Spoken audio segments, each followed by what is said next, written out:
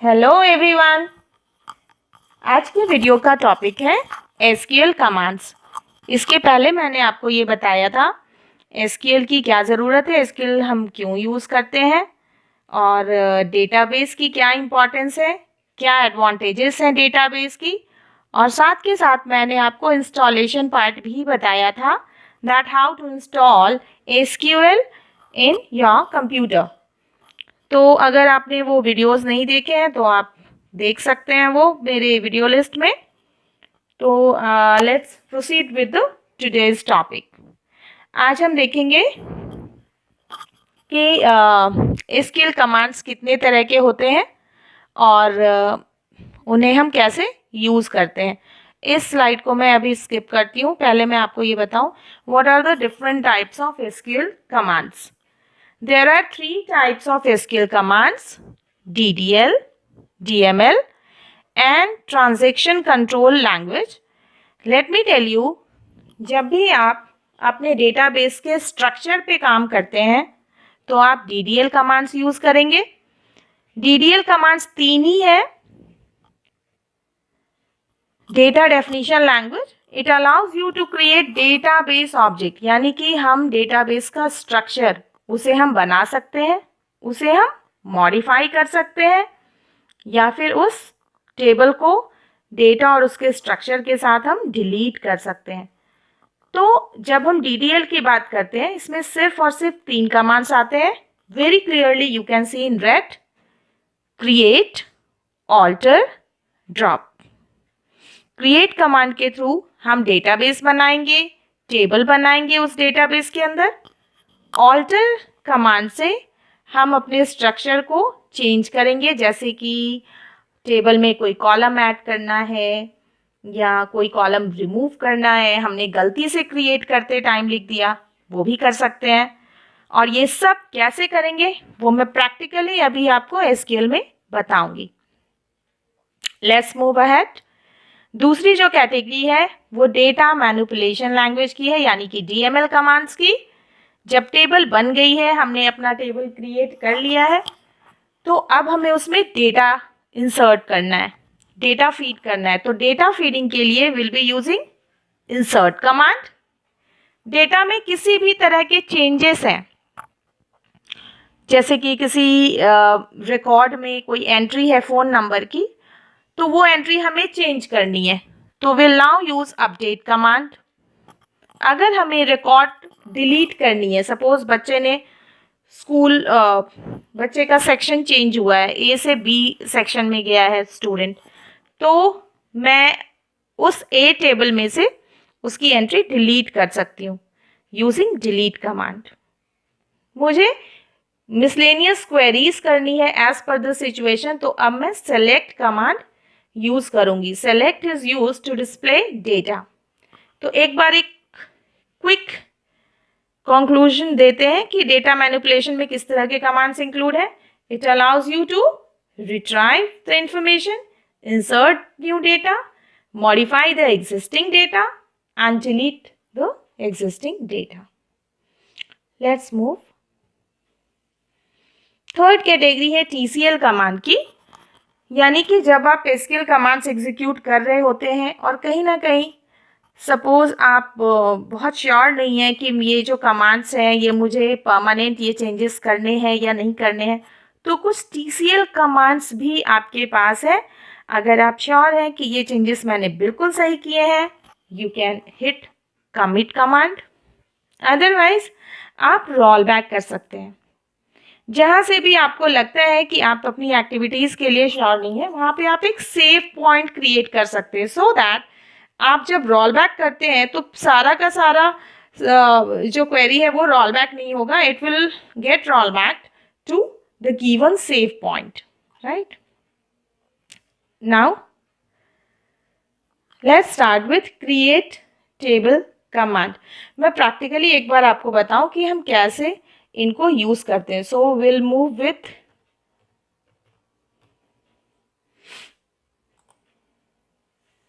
अब यहाँ पे मैं अपना पासवर्ड एंटर करूंगी। I hope it is visible to you.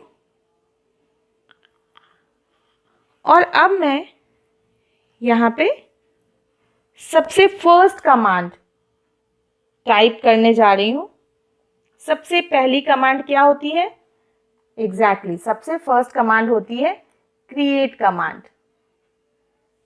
तो एक मिनट, थोड़ा सा मैं इसका फॉन्ट थोड़ा सा इंक्रीज करती हूँ सो दैट राइट। तो यहाँ पे लिखते हैं क्रिएट डेटाबेस और अपने डेटाबेस का नाम देते हैं। सपोज ये डेटाबेस मैं किसी स्कूल के लिए बना रही हूँ और स्कूल का नाम है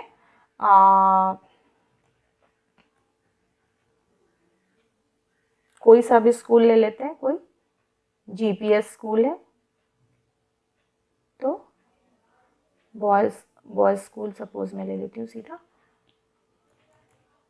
या सिंपली मैं ले लेती हूँ कोई स्कूल है एबीसी स्कूल। तो एबीसी स्कूल के लिए हमने ये डेटाबेस बनाया, सेमीकलन। मैं अपने कमांड्स इंटेंशनली कैपिटल और स्मॉल में टाइप करूंगी just to give you the concept कि एसक्यूएल कमांड्स आप किसी भी केस में टाइप कर सकते हैं। SQL is not a case sensitive language, right.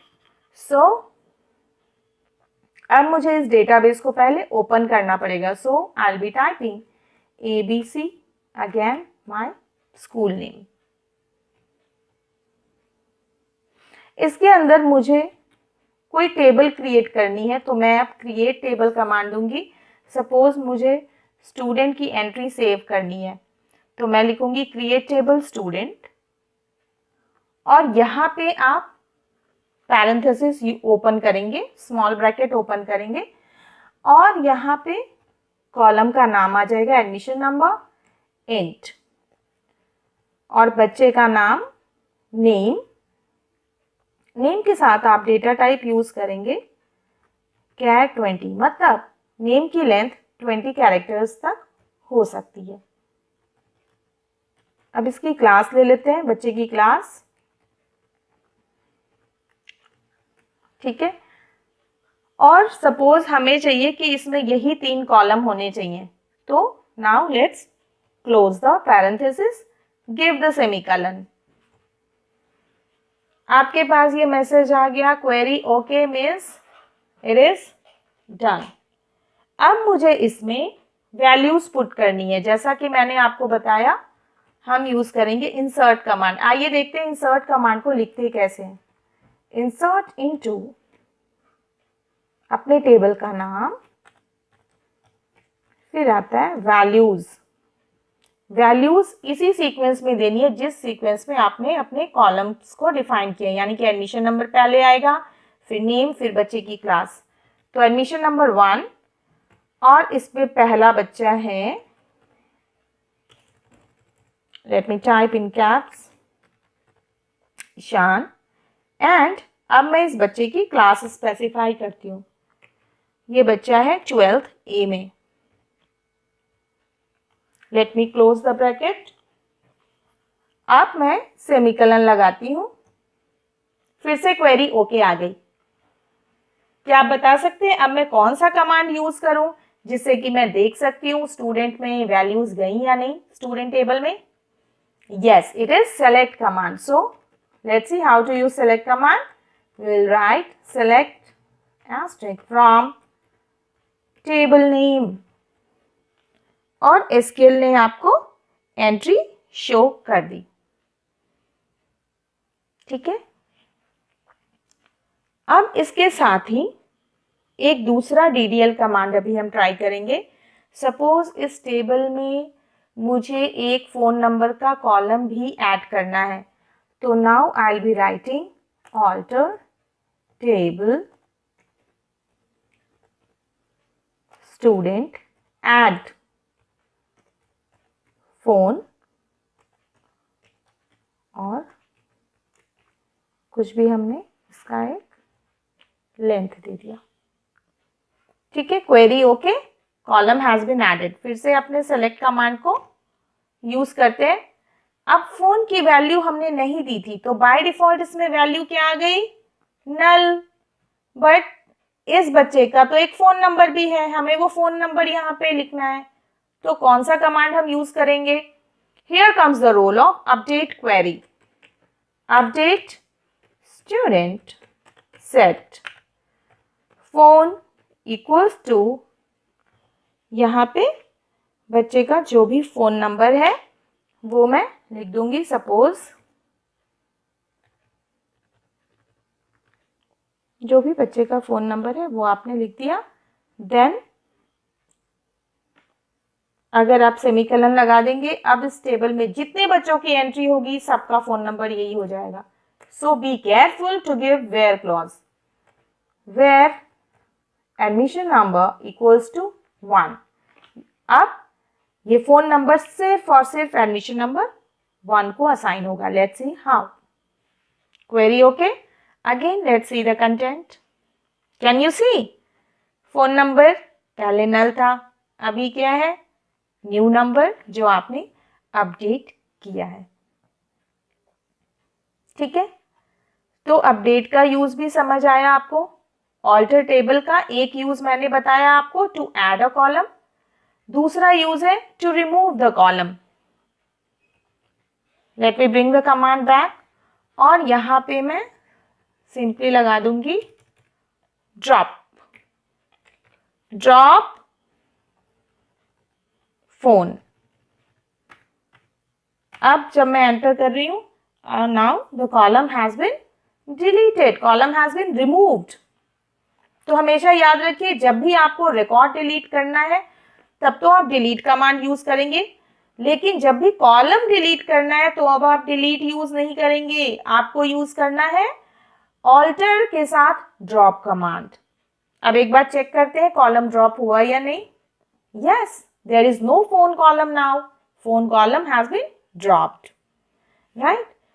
Alter का एक और भी यूज है, जैसे कि मैं आपको आगे कॉन्सेप्ट दूंगी, हर टेबल में एक प्राइमरी की भी होता है। डेटाबेस कॉन्सेप्ट्स में भी हमने ये टॉपिक देखा था कि प्राइमरी की, जब आप किसी कॉलम को प्राइमरी की डिक्लेयर करते हैं, अब उसमें रिपीटेड वैल्यूज नहीं आ सकती। जैसे कि इस एडमिशन नंबर को, इस टेबल स्टूडेंट में एडमिशन नंबर कॉलम है, इस पे मुझे प्राइमरी की लगानी है, तो मैं कैसे लगाऊंगी? I again write alter table student add primary key, और साथ के साथ मैं दे दूंगी मैं प्राइमरी की किस पे लगाना चाहती हूँ, किस कॉलम पे मैं प्राइमरी की लगाना चाहती हूँ, एंड इट्स डन। इस चीज को आप कैसे चेक कर सकते हैं? By using describe command.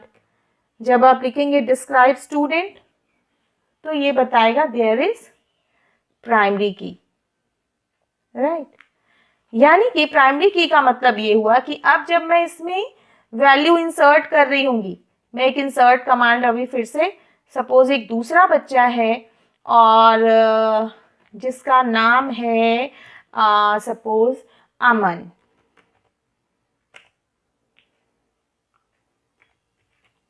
Aman Mishra, right, and the same admission number we are giving to Aman also.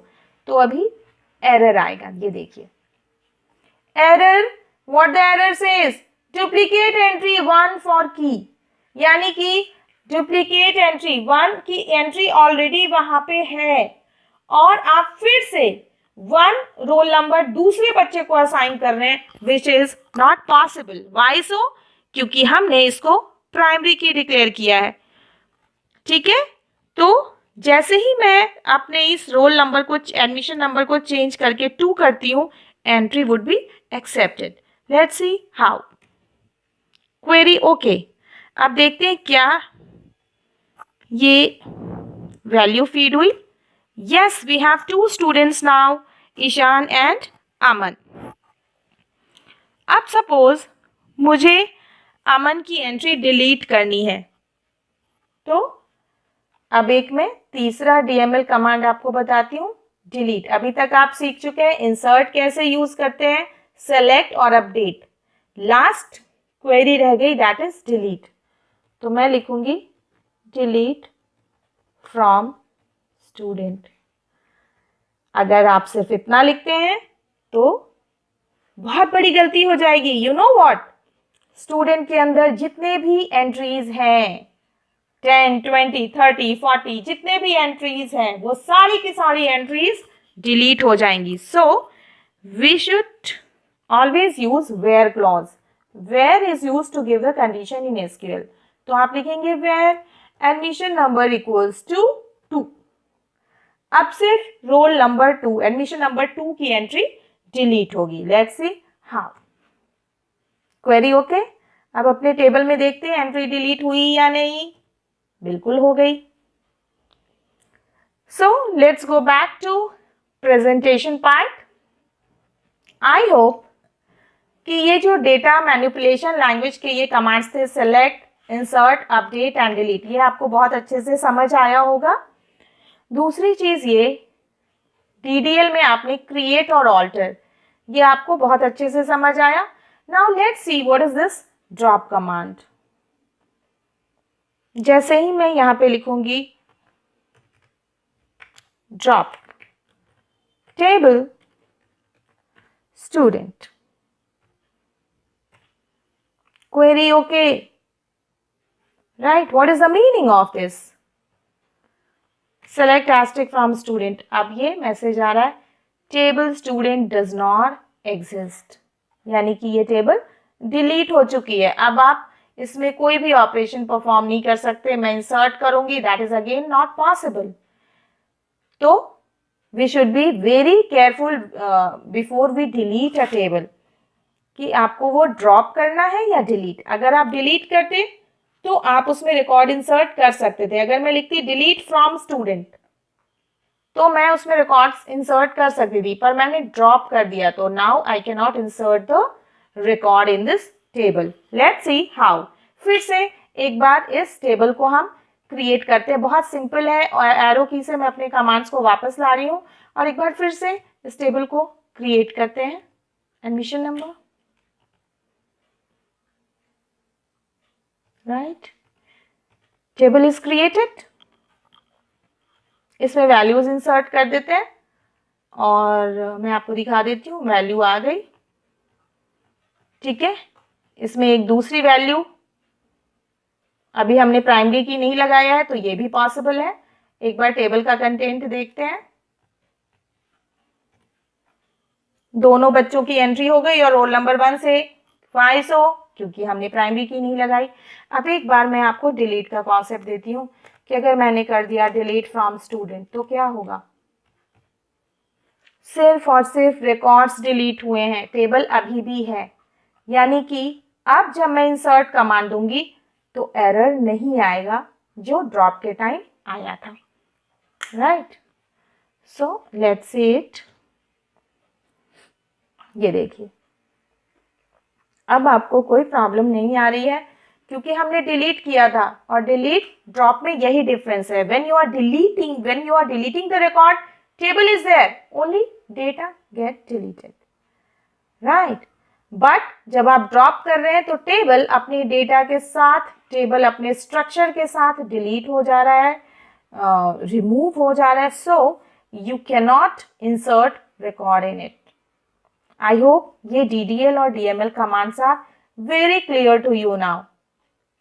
In this video, we are going to learn how to use where clause. Where clause को हम कैसे use करते हैं और इसके साथ ये सारे के सारे जो ऑपरेटर्स हैं जैसे लॉजिकल ऑपरेटर्स एंड और not, then relational operators, between keyword, is null, is not null, in, distinct, like, not like, ये सारे के सारी जो कॉम्बिनेशंस हैं इनको हम वेयर क्लॉज के साथ कैसे यूज़ कर सकते हैं SQL में।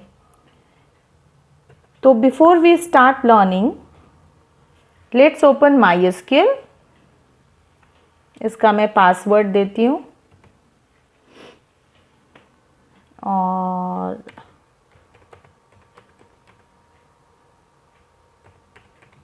सबसे पहले मैं देखती हूँ मैंने कौन कौन सा डेटाबेस इसमें बनाया हुआ है ऑलरेडी। तो there is ABC school, last हमने बनाया था ABC स्कूल। तो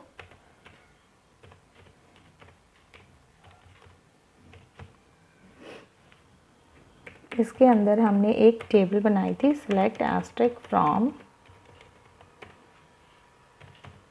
स्टूडेंट। इसमें एक बच्चे की एंट्री है और कॉलम नेम से admission number, name, class. Let's add few more columns. Alter table, मुझे लगता है मैं थोड़ा सा फॉन्ट और बड़ा कर देती हूँ।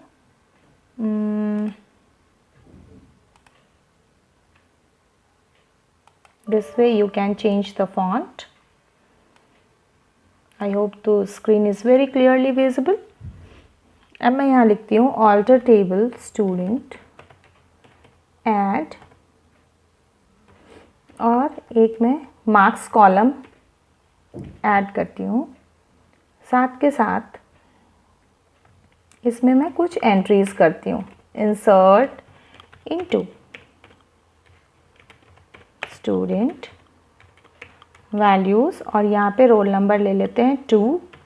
इस बच्चे का नाम है अमित एंड ये बच्चा है 12th A में।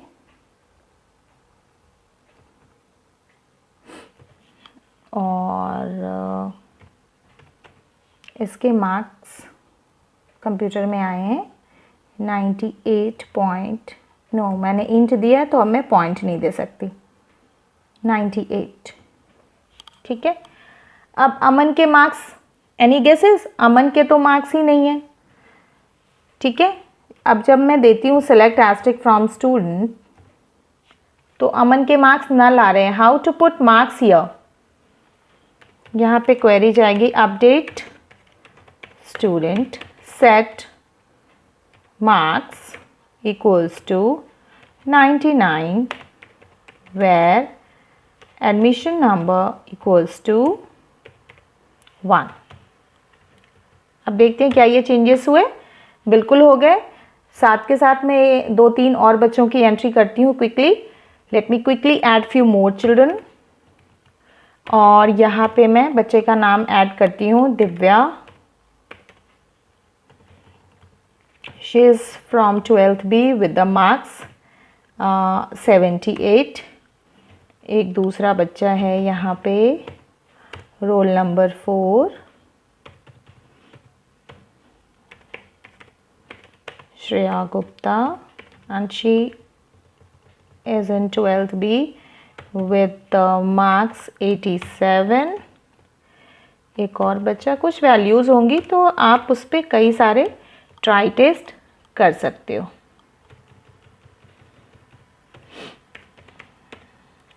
Sumit and he is in 12C with the marks 75, right। अब एक बार एंट्री देख लेते हैं। So we have these 5 students।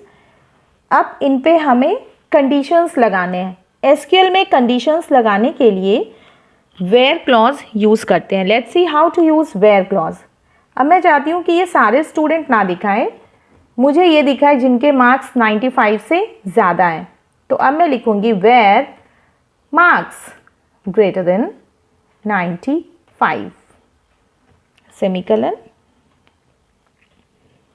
और ये देखिए कि इसने अमन और अमित की एंट्री ही दिखाई। वाई सो?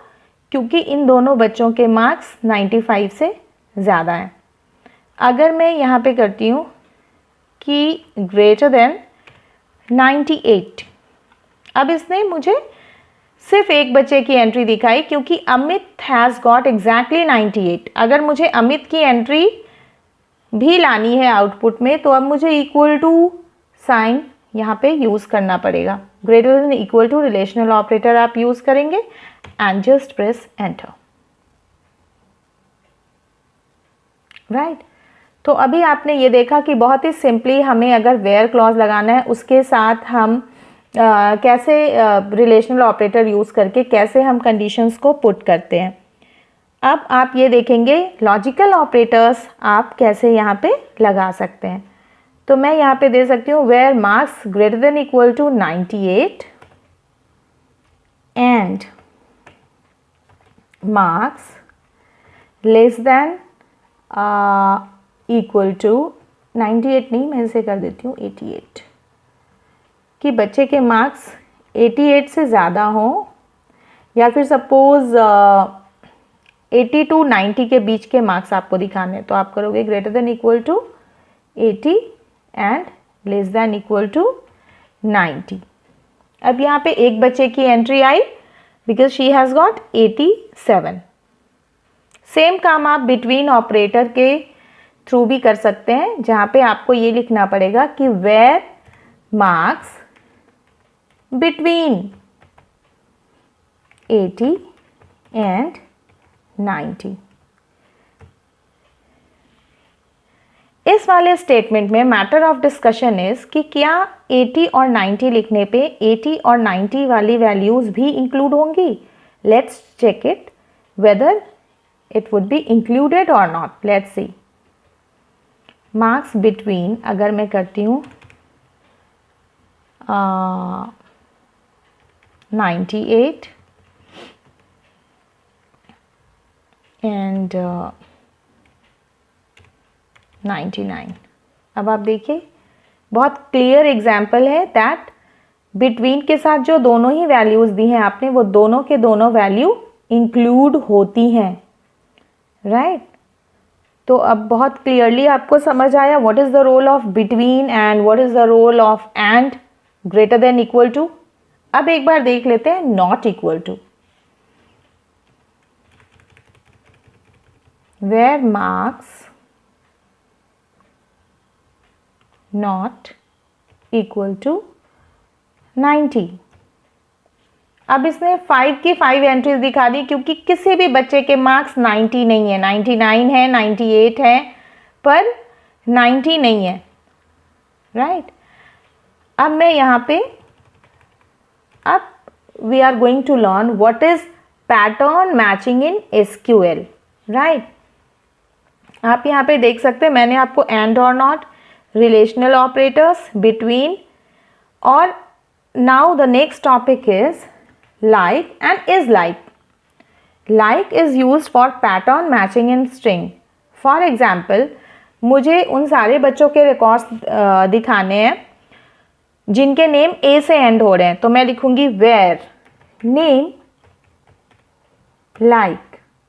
लाइक के साथ आप दो ऑपरेटर यूज कर सकते हैं, परसेंट एंड अंडरस्कोर। मैं एग्जाम्पल के थ्रू दोनों का पर्पस आपको बताती हूँ कि आप परसेंट और अंडरस्कोर को कैसे यूज़ कर सकते हैं। जैसे मैंने दिया यहाँ पे percent A.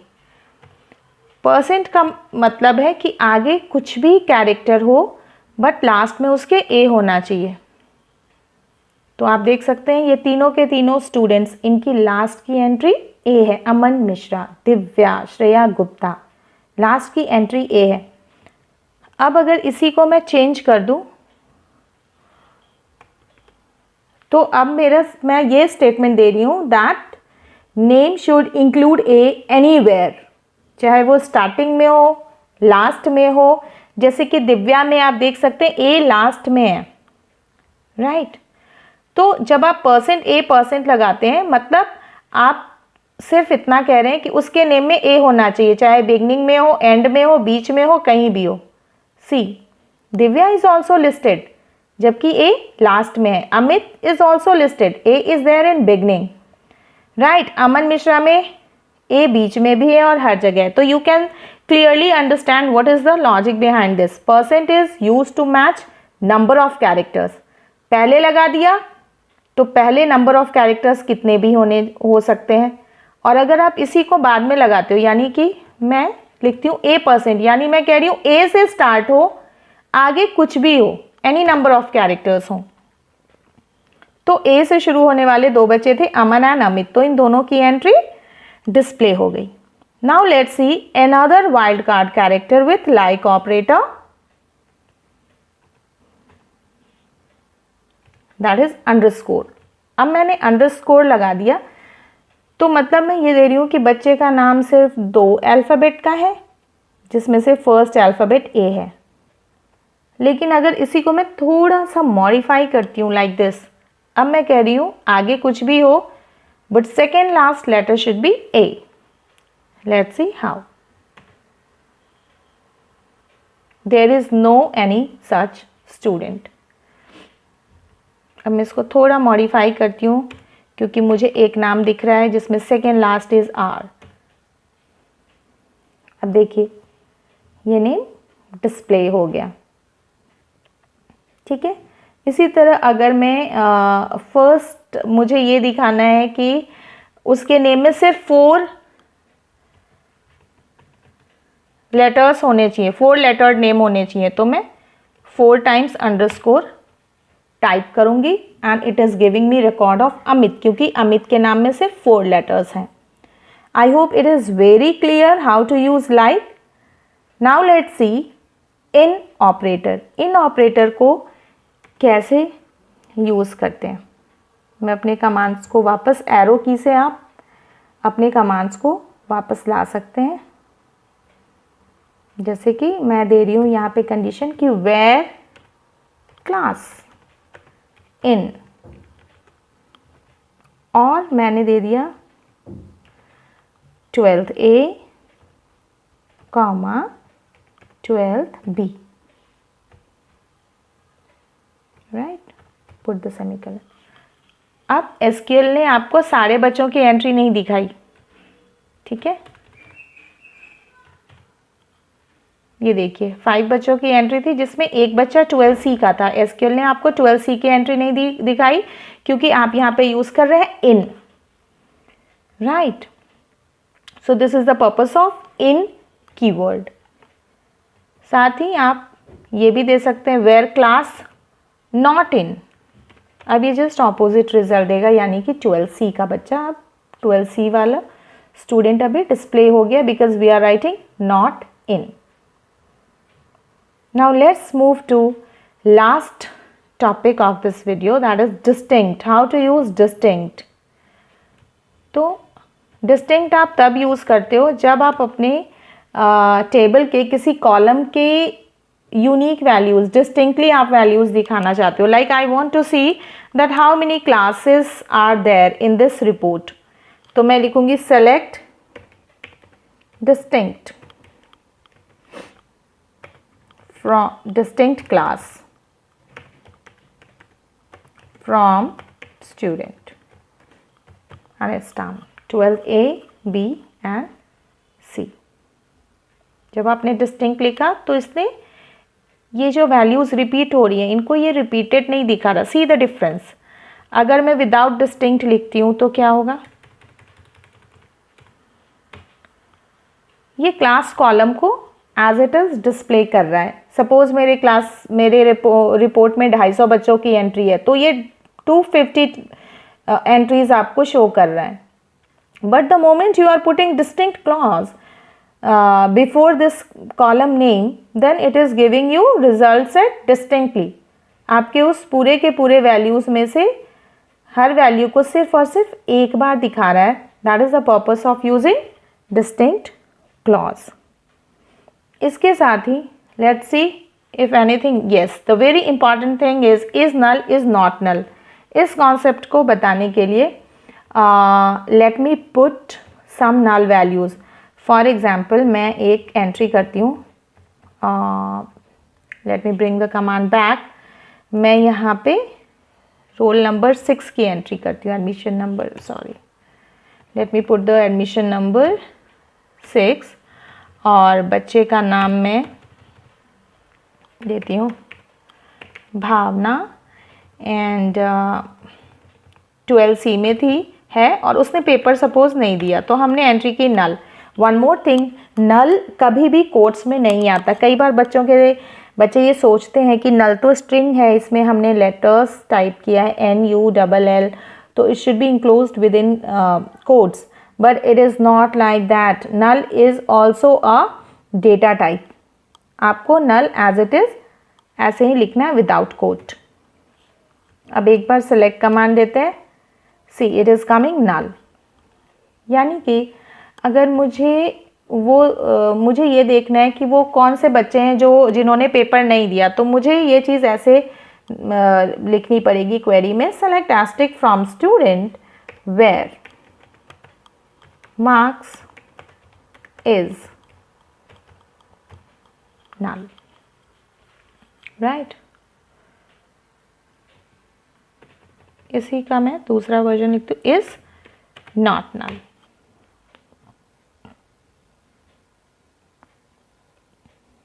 Right, can you see that? तो इसके साथ ये इस तरह से वर्क करता है,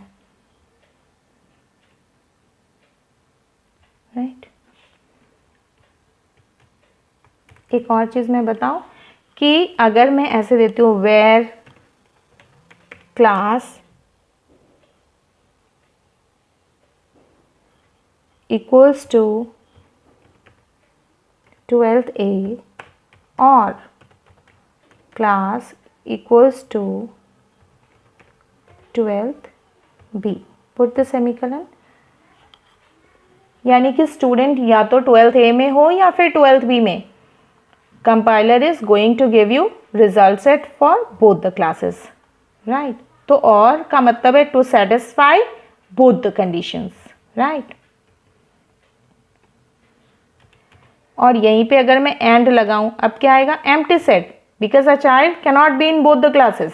एक स्टूडेंट एट अ टाइम एक ही क्लास में रहेगा। तो एंड हम तब यूज करते हैं जब multiple values are like we are combining conditions from different columns, कि 12th A का हो और उस बच्चे के मार्क्स 90 से ज़्यादा हो,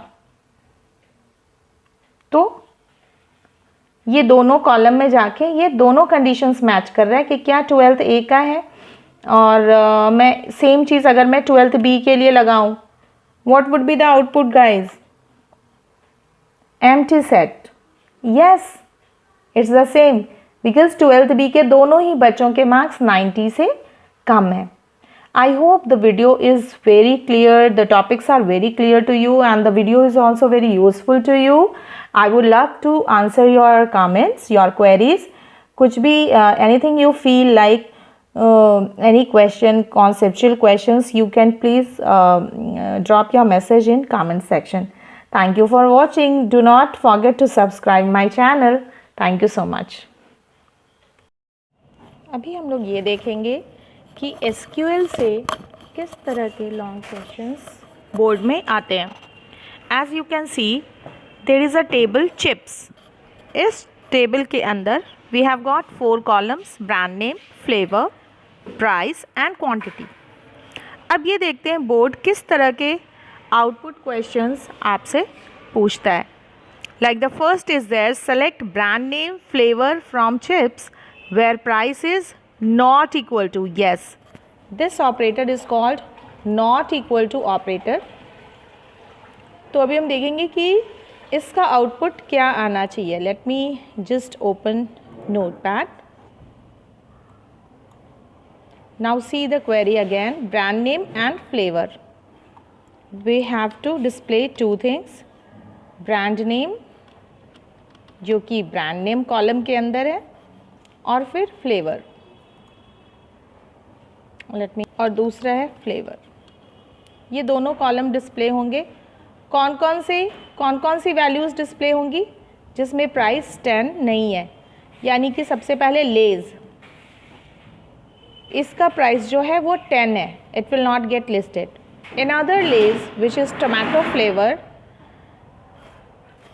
विल कॉस्ट 20 रुपीज़। तो हमें क्या दिखाना है यहाँ पे, लेज़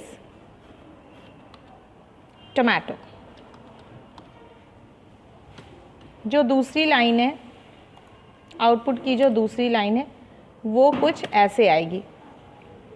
again uncle chips and spicy, right. ये तो लिस्ट आउट हो जाएगा, अंकल चिप्स एंड स्पाइसी,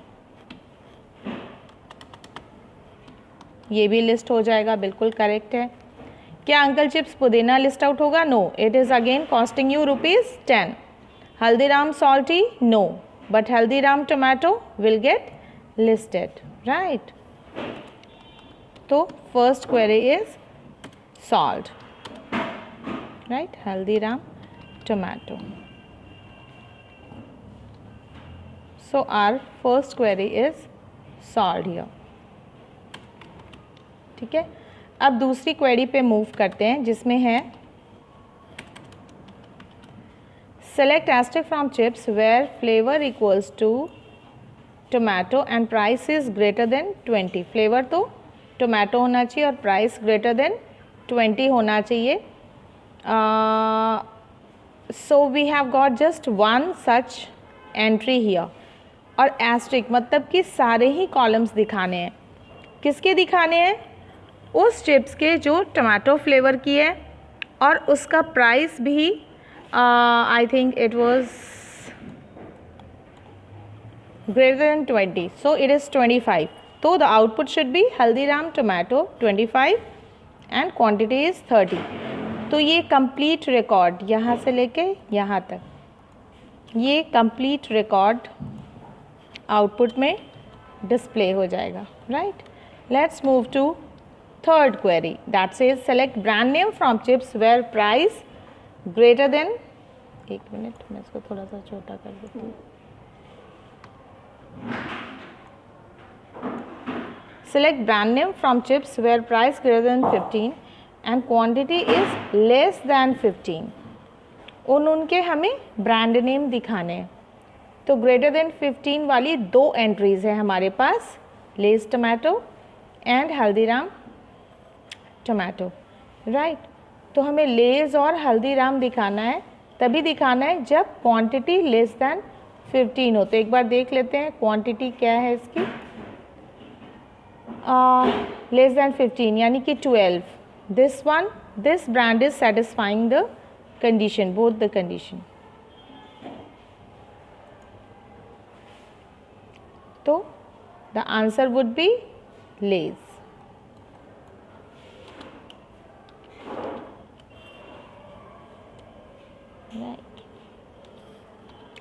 इसी तरह जो लास्ट क्वेरी है that is select count distinct brand name from chips. Count क्या करता है? काउंटिंग करता है. तो काउंट को काउंटिंग करनी है किसकी? ब्रांड नेम की, और डिस्टिंक्टली.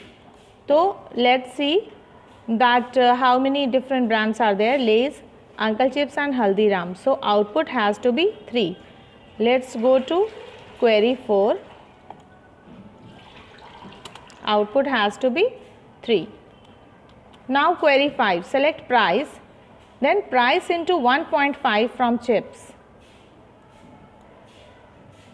ठीक है, price into 1.5 from chips where flavor equals to पुदीना, right? तो अपने उन रिकॉर्ड्स में जाते हैं जहाँ पे फ्लेवर पुदीना लिस्टेड है. We have just one record, uncle chips पुदीना, राइट? तो हमें क्या दिखाना है? इसका price is 10.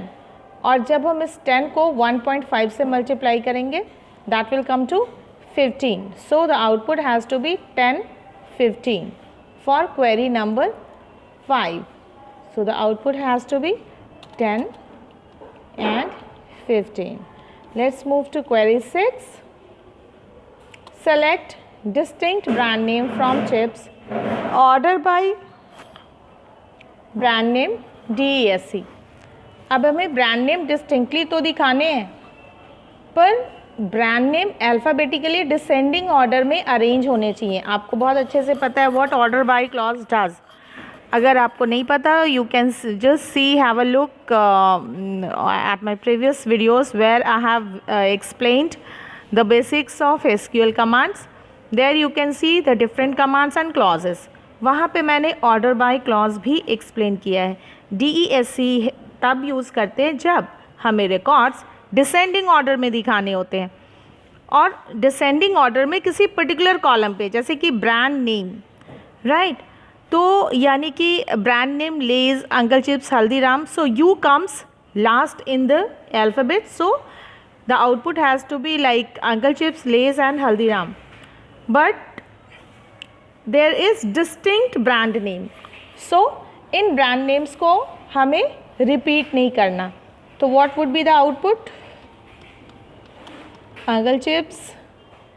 Then second brand has to be Lay's, or the last brand has to be Haldiram that starts from H.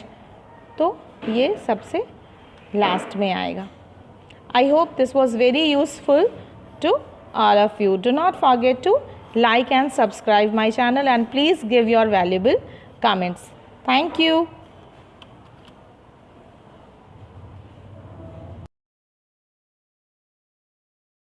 Hello everyone, अभी इस छोटे से वीडियो में बहुत क्विकली हम ये देखेंगे कि बोर्ड एग्ज़ाम में जॉइन बेस्ड क्वेश्चंस, एसक्यूएल के जॉइन वाले क्वेश्चंस किस टाइप के होते हैं और इसे हमें कैसे अटेम्प्ट करना है।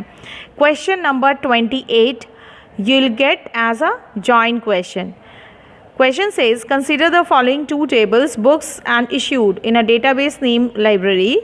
Write SQL command for the statement 1 to 4. आपको 4 SQL queries लिखनी है based on these two tables, books, issued. Books के अंदर you can see very clearly that there are 4 columns: BID, book name, B name, author name, AU name, price, type and quantity.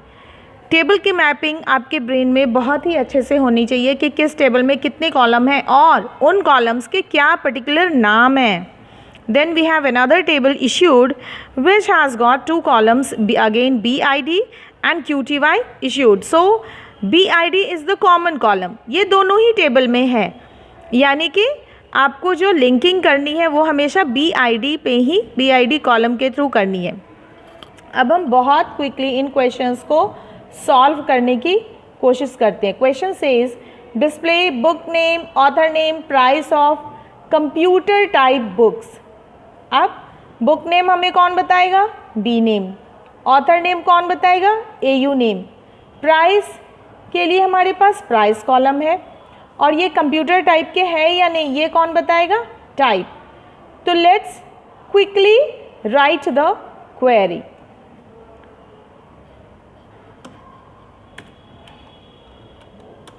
Select B name, AU name, comma, price from table का नाम है books, where type like computer।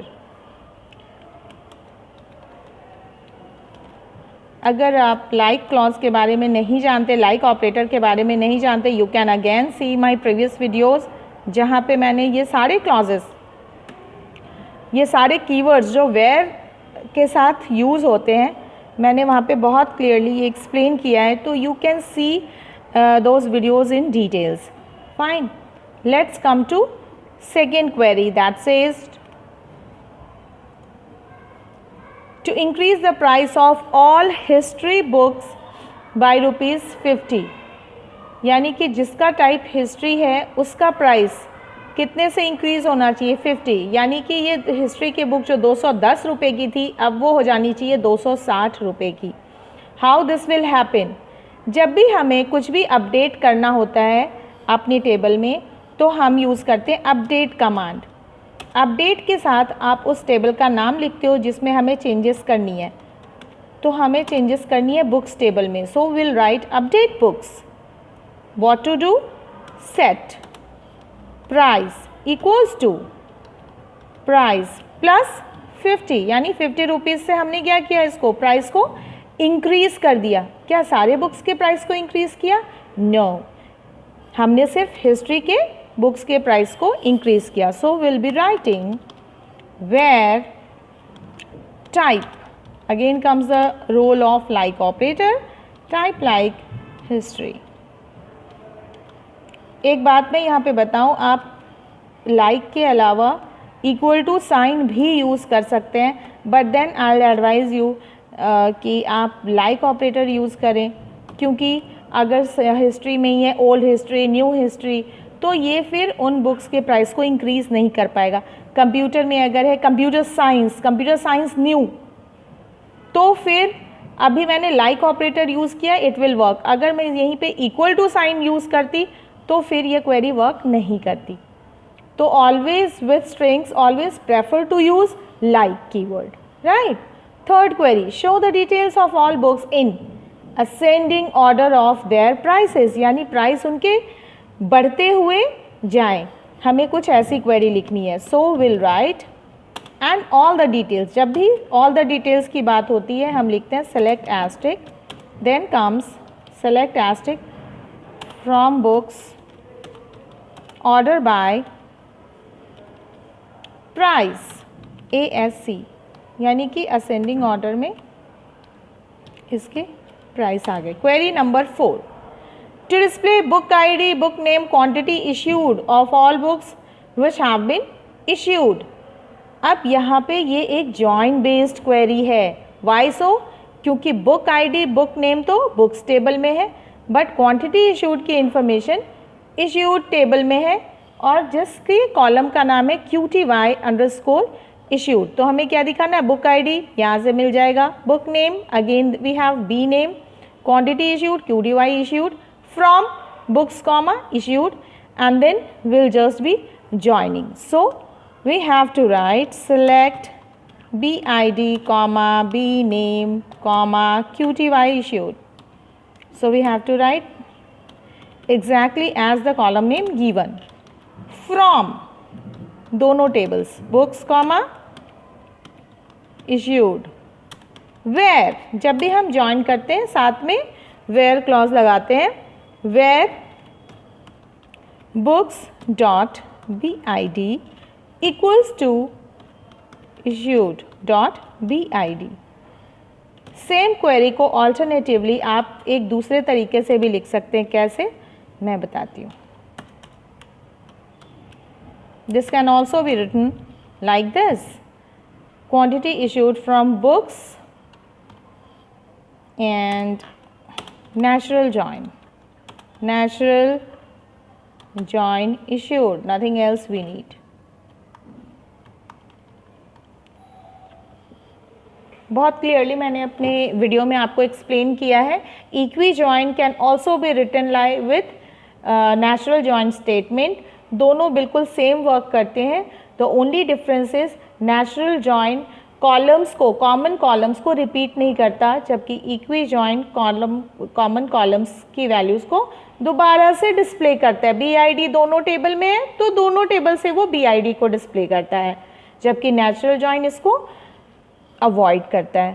So thanks for watching. I hope you are going to get full in join based questions of SQL. Thank you.